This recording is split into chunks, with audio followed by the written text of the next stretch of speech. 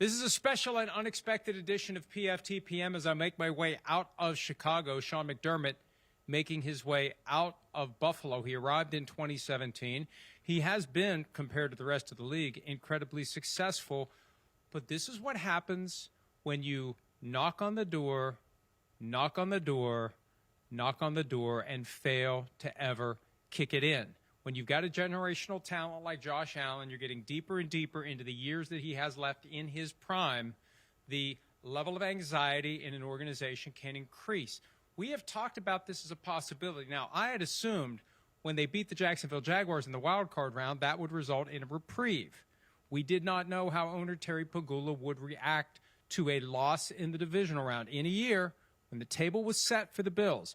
No Patrick Mahomes, no Joe Burrow, no Lamar Jackson, a fairly straight shot to a potential Super Bowl berth, the first since 1993 for the Bills. You look at the loss on Saturday, the game was there to be had.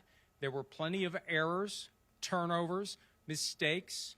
It all came down to a couple of questionable calls, and now maybe we understand why Sean McDermott was so passionate about the catch that became an interception that wasn't fully reviewed. More was riding on the outcome of that game than whether or not the Bills would get to the AFC Championship. Whether McDermott was aware of it, whether he sensed it, that may be why he had so much to say about it, because the stakes for him were as dramatic as they could have been. He will be out. Brandon Beane, the general manager, by all appearances, is staying. But who the hell knows anymore? 5 minutes from now, he may be out. There's been this question of whether or not it's an issue of talent or execution in Buffalo. Presumably, if Brandon Beane stays, the verdict from ownership is we're talented enough, we just don't have the coaching to get to where we want to be, where we need to be with Josh Allen as the quarterback. So it shakes everything up. Now 10 jobs were open. Obviously, 2 of them have been filled.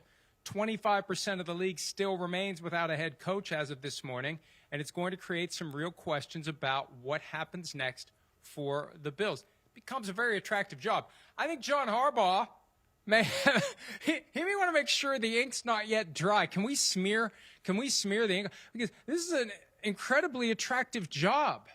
Any offensive coach, any defensive coach, any coach that wants to compete at a high level is going to want to coach the Bills and Josh Allen.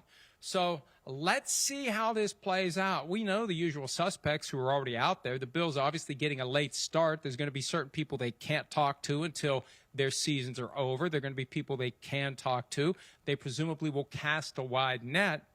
I think they're going to skew toward an offensive coach who can get the most out of Josh Allen. If you get a defensive coach and it goes well in 2026, that offensive coordinator, he may be a head coach somewhere else.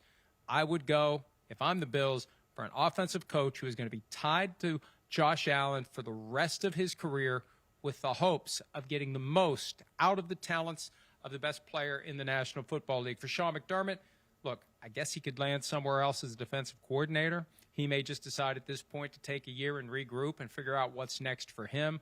But a lot of questions come up out of the blue on a Monday morning when not many saw this one coming.